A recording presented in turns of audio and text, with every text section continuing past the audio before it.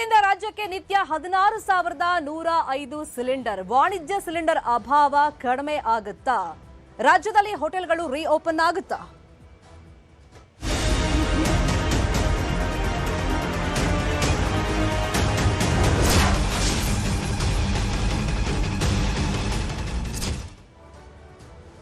ಕೇಂದ್ರದಿಂದ ರಾಜ್ಯಕ್ಕೆ ನಿತ್ಯ 16,105 ಸಿಲಿಂಡರ್ಗಳನ್ನು ಸಪ್ಲೈ ಮಾಡಲಾಗುತ್ತೆ, ಪೂರೈಕೆ ಮಾಡಲಾಗುತ್ತೆ. Commercial gas ಸಿಲಿಂಡರ್ಗಳಿವು.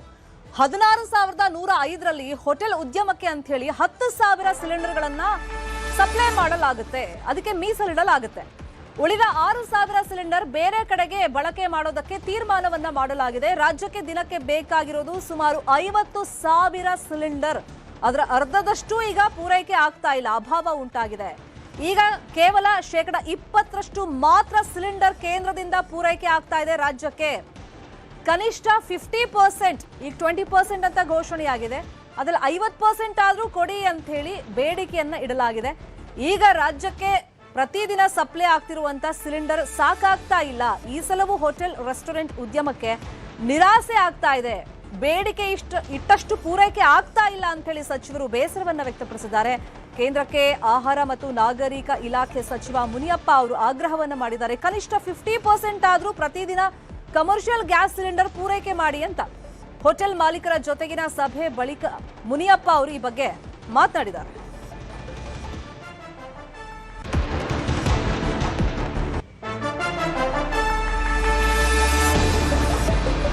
ಕನಿಷ್ಠ 50% ಆದ್ರೂ ಪ್ರತಿದಿನ ಕೇಂದ್ರದಿಂದ ರಾಜ್ಯಕ್ಕೆ ಕಮರ್ಷಿಯಲ್ ಗ್ಯಾಸ್ ಸಿಲಿಂಡರ್ ಅನ್ನ ಸಪ್ಲೈ ಮಾಡಿ. ಇವಾಗ 20% ಕೊಡ್ತೀವಿ ಅಂದ್ರೆ ರಾಜ್ಯಕ್ಕೆ ಪ್ರತಿದಿನ 16,105 ವಾಣಿಜ್ಯ ಗ್ಯಾಸ್ ಸಿಲಿಂಡರ್ಗಳನ್ನ ಪೂರೈಕೆ ಮಾಡಲಾಗುತ್ತೆ ಅಂತ ಕೇಂದ್ರ ಹೇಳಿದೆ. ಅದರಲ್ಲಿ 10,000 ಸಿಲಿಂಡರ್ಗಳನ್ನ ಹೋಟೆಲ್ ಉದ್ಯಮಕ್ಕೆ ಮೀಸಲಿಟ್ರೆ ಅದು ಸಾಕಾಗೋದಿಲ್ಲ. ಈಗ 20% ಸಾಕಾಗಲ್ಲ, ಅಟ್ಲೀಸ್ಟ್ ಒಂದು 50% ಆದ್ರೂ ಕೊಡಿ ಅಂತ ಹೇಳಿ ಕೇಂದ್ರಕ್ಕೆ ಈಗ ಮುನಿಯಪ್ಪ ಅವರು ಸಭೆ ಆದ್ಮೇಲೆ ಆಗ್ರಹವನ್ನ ಮಾಡಿದ್ದಾರೆ. ಈಗ ಪ್ರತಿದಿನ 16,105 ವಾಣಿಜ್ಯ ಗ್ಯಾಸ್ ಸಿಲಿಂಡರ್ಗಳ ಪೈಕಿ 10,000 ಸಿಲಿಂಡರ್ ಅನ್ನ ಹೋಟೆಲ್ಗೆ ಕೊಟ್ರೆ ಮಿಕ್ಕಿರೋದನ್ನ ಆಸ್ಪತ್ರೆ ಇರ್ಬೋದು, ಶೈಕ್ಷಣಿಕ ಸಂಸ್ಥೆ, ಹೀಗೆ ಬೇರೆ ಬೇರೆ ಕಡೆ ಅದನ್ನ ಸಪ್ಲೈ ಮಾಡೋದಕ್ಕೆ ಸರ್ಕಾರ ತೀರ್ಮಾನ ಮಾಡಿದೆ. ಸಭೆ ಆದ್ಮೇಲೆ ಸಚಿವ ಮುನಿಯಪ್ಪ ಏನ್ ಹೇಳಿದ್ದಾರೆ ಕೇಳೋಣ.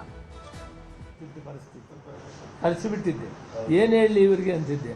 ಅಂಥದ್ರಲ್ಲಿ ನಿನ್ನೆ ರಾತ್ರಿ ಅವರೊಂದು ಆರ್ಡರ್ ಮಾಡಿದ್ರು, ಧನ್ಯವಾದಗಳು ಹೇಳ್ತೀನಿ.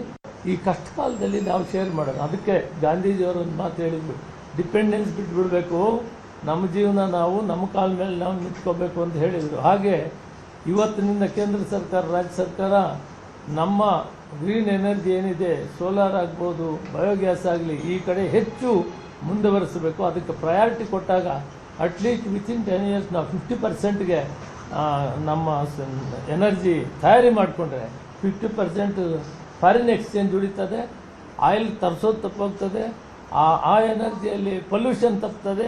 ಇವೆಲ್ಲವನ್ನು ಗಮನದಲ್ಲಿಟ್ಕೊಂಡು ನಾನು ಕೇಂದ್ರ ಸರ್ಕಾರದಲ್ಲಿದ್ದಾಗ ಈ ಎನರ್ಜಿಗೆ, ಸೋಲಾರ್ ಎನರ್ಜಿಗೆ ಪ್ರಯಾರಿಟಿ ಕೊಟ್ಟರು ಮನಮೋಹನ್ ಸಿಂಗ್ ಅವರು ಪ್ರಧಾನಮಂತ್ರಿ ಇದ್ದಾಗ. ಬಟ್ ಅದನ್ನು ಇನ್ನೂ ಹೆಚ್ಚು ಮಾಡಬೇಕು.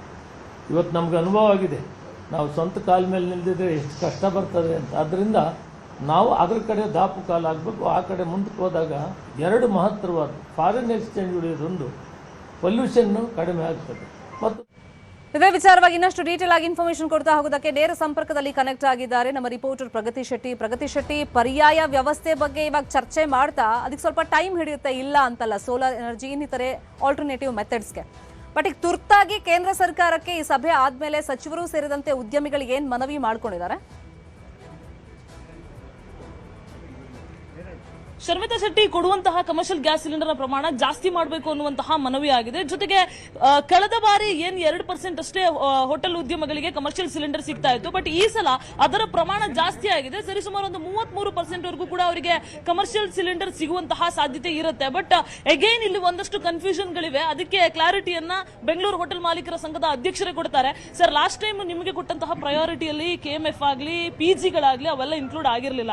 ಈಗ ನಿಮ್ಮನ್ನ ಪ್ರಯಾರಿಟಿ ಲಿಸ್ಟ್ ಅಲ್ಲಿ 3ನೇ ಪ್ರಯಾರಿಟಿ ಲಿಸ್ಟ್ ಅಲ್ಲಿ ಇಟ್ಟಿದ್ದಾರೆ. ಜೊತೆಗೆ PGಗಳು ಕೂಡ ಇನ್ಕ್ಲೂಡ್ ಆಗಿದೆ. ನಿಮಗೆ ಎಷ್ಟು ಸಿಲಿಂಡರ್ ಸಿಗುತ್ತೀಗ? ಈಗ ತಾನೇ ಫುಡ್ ಅಂಡ್ ಸಿವಿಲ್ ಕಮಿಷನರ್ ಜೊತೆನೂ ಮಾತನಾಡಿಕೊಂಡು ಬಂದಿದ್ದೇವೆ. ನಮ್ಮ ಒಂದು ಹೋಟೆಲ್ಗೆ 30 ಸಿಲಿಂಡರ್ ಸರಬರಾಜು ಆಗುತ್ತಿದ್ದರೆ 1/3 ಅಂದರೆ 33% ನಮ್ಮ ಹೋಟೆಲ್ಗಳಿಗೆ ಸಿಗಲಿದೆ ಇವತ್ತಿನಿಂದ. ಕಳೆದ ಬಾರಿ KMFಗೆಲ್ಲ ಸಪರೇಟ್ ಅಲಾಟ್ಷನ್ ಮಾಡಿದ್ದಾರೆ, 100% ಅಲಾಟ್ಷನ್ ತಗೊಂಡಿದ್ದಾರೆ. ಅದು ಬಿಟ್ಟು ಈಗ 10,000 ಸಿಲಿಂಡರ್ ರೆಸ್ಟೋರೆಂಟು, ಡಾಬಾ, ಹೋಟೆಲ್ಗಳಿಗೆ ಸಿಗಲಿದೆ.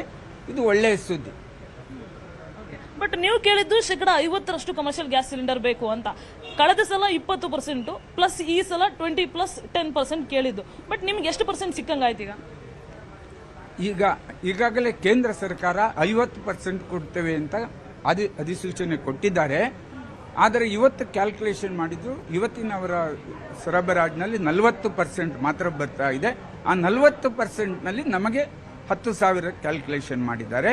ಇನ್ನೂ ಒಂದು 10% ನಾಳೆ ನಾಳದಲ್ಲಿ ಬಂದರೆ ಅಷ್ಟು ಪರ್ಸೆಂಟೇಜ್ ನಮಗೂ ಜಾಸ್ತಿ ಆಗ್ತದೆ. ಅಂದರೆ 33ಗೆ ಇನ್ನೂ ಪುನಃ 10% ಆ್ಯಡ್ ಆಗ್ತದೆ ಮುಂದಿನ ದಿನಗಳಲ್ಲಿ. ಈಗ ಒಂದು 33% ಸಿಕ್ಕಿರುವುದು ಒಂದು ಸಮಾಧಾನಕರವಾದಂಥ ವಿಷಯ. ಈಗ ಬೆಂಗಳೂರಿನಲ್ಲಿ ಸುಮಾರು ಒಂದು 44ರಿಂದ 45 ಸಾವಿರದವರೆಗೂ ಹೋಟೆಲ್ ಇದೆ. ಒಂದೊಂದು ಹೋಟೆಲ್ಗೂ ಸಿಲಿಂಡರ್ ಬಳಕೆ ಮಾಡುವಂಥದ್ದು 2ರಿಂದ 3 ಈ ಥರ ಎಲ್ಲ ಇದೆ. ನಿಮ್ಗೆ ಎಷ್ಟು ಸಿಲಿಂಡರ್ ಸಿಗುತ್ತೆ ಒಂದೊಂದು ಹೋಟೆಲ್ಗೆ? ಅದೇ ಅವರು ಕನ್ಸ್ಯೂಮ್ ಮಾಡ್ತಿದ್ದಂಥದ್ದು. ಯಾಕಂದರೆ ಕೆಲವೊಂದು ಬೆಂಗಳೂರು ಹೋಟ್ಲಲ್ಲಿ ಈಗಾಗಲೇ ಪ್ರೈವೇಟ್ ಗ್ಯಾಸ್ ಇದೆ, PNG ಗ್ಯಾಸ್ ಇದೆ, ಕೆಲವೊಂದರಲ್ಲಿ ಇಂಡಕ್ಷನ್ನಲ್ಲಿ ಅಡುಗೆ ಮಾಡ್ತಾರೆ. ಇದನ್ನೆಲ್ಲ ಹೊರತುಪಡಿಸಿ ಕನ್ಸ್ಯೂಮ್ ಎಷ್ಟೆಷ್ಟು ಮಾಡ್ತಾ ಇದ್ರ ಅದರ 33% ಎಲ್ಲ ಹೋಟೆಲ್ಗಳಿಗೂ ಅವರ ಹತ್ರ ಅಕೌಂಟ್ಸ್ ಇದೆ. ಎಷ್ಟೆಷ್ಟು ಸರಬರಾಜು, ಎಷ್ಟೆಷ್ಟು ತೆಗೆದುಕೊಳ್ತಾ ಇದ್ದಾರೆ ಅಂತ ಸಂಪೂರ್ಣ ವಿವರ ಇದೆ. ಅದರ ಪ್ರಕಾರ 33% ಕೊಡ್ತೇವೆ ಅಂತ ಮತ್ತೊಮ್ಮೆ ಈಗ ಮಂತ್ರಿಗಳ ಅಲ್ಲದೆ ಫುಡ್ ಆ್ಯಂಡ್ ಸಿವಿಲ್ ಕಮಿಷನರ್ ಜೊತೆನೂ ಮಾತುಕತೆ ಆಯಿತು. ಅದರಲ್ಲಿಯೂ ಅವರು ಸ್ಪಷ್ಟನೆ ಹೇಳಿದ್ದಾರೆ, 33% ಕೊಡ್ತೇವೆ ಅಂತ. ಸೊ ಒಂದು ವಾರದ ಒಳಗಡೆ ಗೇಲಲ್ಲಿ ರಿಜಿಸ್ಟರ್ ಮಾಡಬೇಕಂತ ಕೂಡ ಹೇಳಿದ್ದಾರೆ. ಅದ್ರ ಬಗ್ಗೆ ಹೇಳೋದಾದ್ರೆ ಅದು ಒಂದು ಫಾರ್ ದ ನೇಮ್ ಸೇಕ್ ನಾವು ರಿಜಿಸ್ಟರ್ ಮಾಡಬೇಕು. ಎಲ್ಲಿ ಎಲ್ಲ ಗೇಲ್ ಗ್ಯಾಸ್ ಸರಬರಾಜು ಇದೆ, ಪೈಪ್ಲೈನ್ ಆಲ್ರೆಡಿ ಇದೆ, ಅಲ್ಲಿ ಅವರು ಗೇಲ್ ಗ್ಯಾಸ್ನವರು ಮುಂದೆ ಬರ್ತಾರೆ ಸರಬರಾಜು ಮಾಡಲಿಕ್ಕೆ. ಆ ರೀತಿ ಗೇಲ್ ಗ್ಯಾಸನ್ನು ತೆಗೆದುಕೊಂಡಾಗ ಹೆಚ್ಚಿನ ಹೋಟ್ಲಿಗೆ ಇನ್ನೂ ಪರ್ಸೆಂಟೇಜ್ ಜಾಸ್ತಿ ಆಗ್ತದೆ. ಕನ್ಸಂಪ್ಷನ್ ಆಫ್ LPG ಕಡಿಮೆ ಆಗಿ ಗೇಲ್ ಗ್ಯಾಸ್ ಹೆಚ್ಚಿಗೆ ಆದಾಗ LPG ವ್ಯವಸ್ಥೆ ಹೆಚ್ಚಿಗೆ ಆಗ್ತದೆ ಹೋಟೆಲ್ಗೆ. ಅದಕ್ಕೋಸ್ಕರ ನಾವು ಕೂಡ ಹೋಟೆಲ್ ಮಾಲೀಕರಲ್ಲಿ ಆದಷ್ಟು ಮನವಿ ಮಾಡ್ತೇವೆ, ಗೇಲ್ ಗ್ಯಾಸ್ ಇದ್ದಂಥ ಸ್ಥಳದಲ್ಲಿ ಗೇಲ್ ಗ್ಯಾಸ್ ಕನೆಕ್ಷನ್ ಅನ್ನು ತೆಗೆದುಕೊಳ್ಳಬೇಕು. ಅದನ್ನು ಆದಷ್ಟು ಬೇಗ ಕೊಡ್ತೇವೆ ಅಂತ ಹೇಳಿದ್ದಾರೆ. ನಾವು ರಿಜಿಸ್ಟ್ರೇಷನ್ಗೆ 1 ವಾರದ ಸಮಯ ಕೇಳಿದ್ದೇವೆ. ಈಗ ಸರ್ ಲಾಸ್ಟ್ ಟೈಮು ನಿಮಗೆ 1,000 ರಿಸರ್ವ್ ಮಾಡಿದ್ರು, ಮೀಸಲಿಟ್ಟಿದ್ರು. ಅದರಲ್ಲಿ 1,000ಕ್ಕೂ ನಿಮ್ಗೆ ಸಿಕ್ಕಿದೆಯಾ ಸಿಲಿಂಡರು? ಅದು ಯಾವ ಲೆಕ್ಕಕ್ಕೂ ಬರುವುದಿಲ್ಲ. ಒಂದು ಹೋಟೆಲ್ಗೆ ತಿಂಗಳಿಗೆ 1 ಸಿಲಿಂಡರ್ ಅಂತ ಸರಬರಾಜು ಆಗುತ್ತೆ. 1,000 ಅಂದರೆ ಇದು ಸ್ವಲ್ಪ ಉಸಿರಾಡ್ಲಿಕ್ಕೆ ಆಗ್ತದೆ. At least 10,000 cylinders per day distribute ಆಗೋದು ಒಂದು ಸ್ವಲ್ಪ ಸುಬಸ್ಟಿಟ್ಯೂಷನ್. ಇಲ್ಲ, 10,000 ನಮಗೆ ಬರ್ತದೆ. KMFಗೆಲ್ಲ 4,600 ಸಿಲಿಂಡರ್ ಆಲ್ರೆಡಿ ಇದೆ. 46,000ನಲ್ಲಿ 40% ಮೊತ್ತವಾಗಿ ಸರಬರಾಜು ಆಗ್ತದೆ. ಅಂದರೆ ಅರೌಂಡ್ 17,000 ಆಡ್ ಸಿಲಿಂಡರ್ ಸಪ್ಲೈ ಆಗ್ತದೆ. ಅದರಲ್ಲಿ 10,000 ನಮಗೆ.